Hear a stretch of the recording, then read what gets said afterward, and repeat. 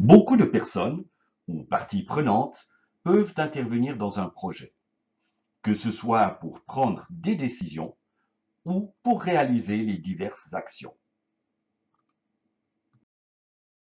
En reprenant les étapes du projet, vous pouvez constater que diverses personnes ou parties prenantes peuvent 1. Proposer que l'on se penche sur un besoin à résoudre et proposer un projet. 2. Décider qu'il serait opportun de creuser un peu plus le sujet. 3. Planifier un projet, établir un planning, une liste de ressources et un budget. 4. Autoriser la mise en œuvre de ce qui a été planifié. 5. Exécuter toutes les opérations nécessaires pour obtenir les livrables. Et 6. Contrôler si tout se passe bien. 7. Valider la phase finale du projet, par exemple un bon à tirer.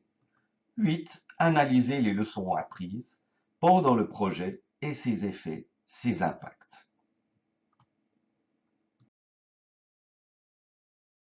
Mais ce n'est pas tout. L'organisation peut encore définir que quelqu'un 9. Supervise le projet. 10. Participe ponctuellement lors de certaines étapes. 11. Soit consulté pour apporter des informations pertinentes et son point de vue. 12. Soit informé de l'évolution du projet. Et les parties prenantes concernées par un projet peuvent être très nombreuses.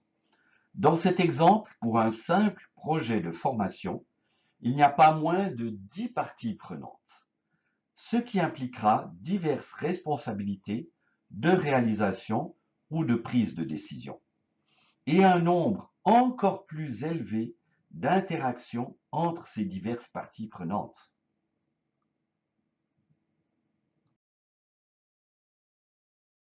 En résumé, cela vous oblige à définir qui décide quoi, qui fait quoi.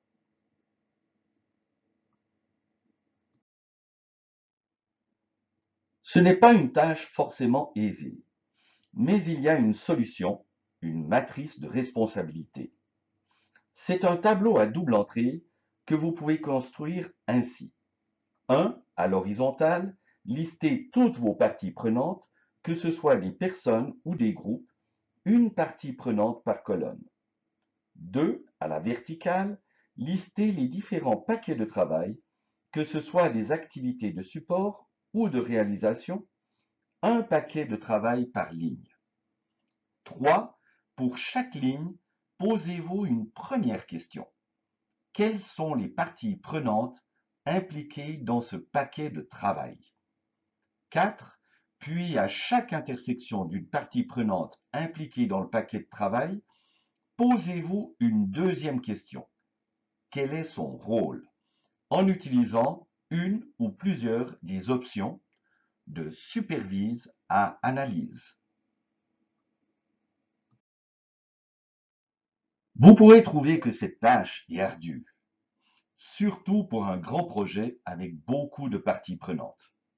Vous avez certainement raison, mais les avantages et les gains de temps que vous en retirerez ensuite en valent réellement la peine. Entre autres, pour établir la communication du projet. Alors, bon courage!